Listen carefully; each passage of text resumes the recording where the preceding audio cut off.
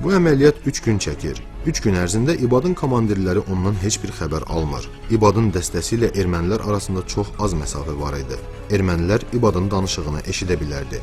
Ona görə İBAD bütün qaydalara zidd rasiyaların söndürülməsi barədə əmr verir. Hərbi hissədə artıq hamı düşünür ki, ermənilər dəstəni məhv edib. 3 gündən sonra rasiyadan səs gəlir ki, bizi qarşılayın.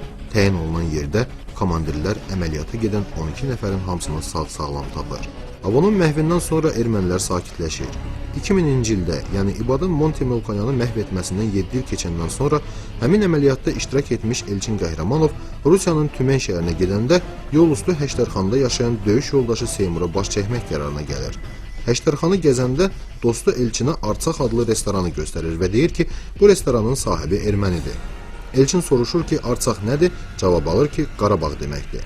Üstəlik onu da əlavə edirlər ki, həmin erməni Xocavənd istiqamətində gedən döyüşlərdə iştirak edib. Elçin deyir ki, əgər bu erməni həmin istiqamətdə gedən döyüşlərdə iştirak edibsə, onda bizi tanıyacaq. Restorana keçirlər və ermənini tapırlar. İBAD-ın Montemelkonyanı məhv etməsi məsələsi Elçinlə erməninin söhbəti zamanı yenidən xatırlanır. Girdik içəri, ermənidən soruşdum, olmusan, orada döyüşlərdə, dedi hə, dedim 93-94 olmusan, dedi hə olmuşum. Dedim 93-də bir zabitinizi öldürüb atmışdıq Məktəb aydına. Onu tapdınız mı idi? Dedi hə, tapdıq, biz də tərcəkləndi, biraz gözlər irildi, tapdıq. Dedi bizim komendant idi, komendantın komandiri. Şimdi bu erməni sözündən də belə ələ çıxdı ki... Adın dedi? Avo dedi adım, erməninin adı. Onun sözündən də belə çıxdı ki, yəni bu qəddar biriymiş, yəni əskərləri incidirmiş, neymiş də belə. Məndən sonra da bizim kətçi uşaqlara söhbət eləyib ki, nə onu da düz eləyiblər, onu elə öldürüb. Erməninin etirafından belə anlaşıldı ki, İBAD tək Azərbaycanlıları yox, elə ermənilərin özlərini də əsl terrorçudan xilas edib. Sadəcə ermənilər bunu açıq şəkildə deyə bilmir və deməyə cəsarət də tapmır. Amma fakt odur ki, 1993-cü ildə İBAD-ın səyi nəticəsində dünyada terrorçuların sayı bir nəfər azaldı. 93-cü ildə, yəni döyüşlərin getdiyi dövrdə başqa bir hadisə də baş verdi. Qəfil ermənilərin Ağcabədi rayonuna yaxınlaşması xəbəri yayıldı. Kəndlər boşalmağa, hətta orada mövqeləri qoruyan dəstələr də geri çəkilməyə başladı. Əslində heç nə yox idi, amma ermənilər bu təxribatdan faydalanıb Ağcabədiyə doğru hərəkətə keçdi. Xocavənd batalyonunun komandanlığı bu hücumun qarşısına 10-15 nəfərdən ibarət İBAD-ın kəşfiyyat dəstəsini çıxarır. Məqsəd hücumun qarşısını almaq yox, kəndlərin etibarlı şəkildə qorunması imitasiyasını yaratmaq və bununla da erməniləri geri çəkilməyə məcbur etmək idi. Yenə də İBAD-ın rolu burada böyükdür ki, komandir batalyon biz göndərdik həmin ərazilərə ki, sadəcə burada güya bizim hərbi qüvvələr oranı tərk etməyiblər, imitasiyasını yaradın. Və burada bir dənə erməni tankı vuruldu. Kəndlər təxminən həmin pozisiyalar təsəvvür bir briqadanın əvəzinə yenə desəm biraz inandırıcı çıxmayacaq, bir neçə nəfər əraziyə güya ki nəzarət etməlidirlər. Hər hala real hücum olsaydı bunlar heç kim ona sağ bilməzdi. Çox böyük kömək var. Həm kəşfiyyatdan əlavə orduda hərbi hissədə bir də çox beynən var idi. Yəni İBAD gedirsə istiqamətdə, uşaq deyir ki, İBAD gedirsə orada, İBAD gedirsə deməli orada mütləq orada damı yaxşı döyüş olacaq, yəni əvvəlki döyüş olacaq. Barat Quliyev İBAD-ın komandirlərindən biridir. Batalyonda onu baba deyə çağırırdılar.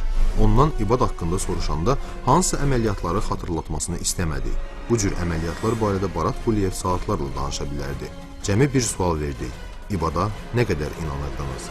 Yəni, nətər özümə inandığım kimi, nətər ona inanırdım, özümə nətər inanırdım, ona elə inanıram.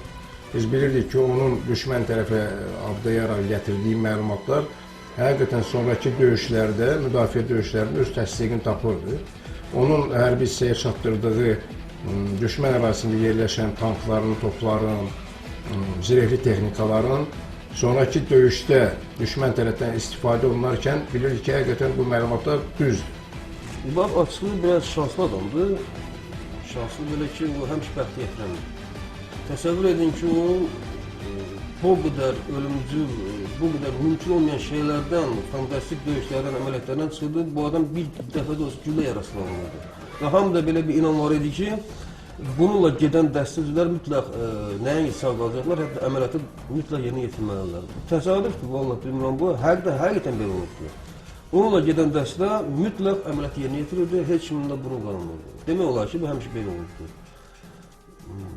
Bu adam da cavan uşaq idi, fenomenal belə adamlar olurlar, 21-22 yaşlarında, amma ki, oldu, bunda qorxu hissi demək olar ki, yox idi.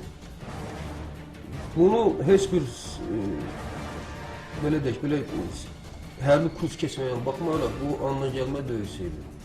Mən demirəm ki, başqalarının mən bura rolunu azaltmaq istəmirəm, amma ki, belə döyüşçülər olduqca az olurdu. Şanslı adam idi və onunla gedənlər heç vaxt qorxmurlar. Bilirlərdi ki, İbad mütləq dəstəni çıxaracaq. Çünki mənlə danışmıram, şəxsən mən özüm iştirak elədim, bir neçə əməliyyat var ki, Labid ölümdən dəstəni çıxarıb bu. Nəyi çıxarıb? Hətta o ərəfədə yenə də tapşırığı yerinə yetirdi. 1993-cü ilin yayında İbad yaralanır. Qardaşı Eyvaz binokulla baxıb İbadın olduğu maşının partladığını görəndə dizüstə düşüb qardaşım öldü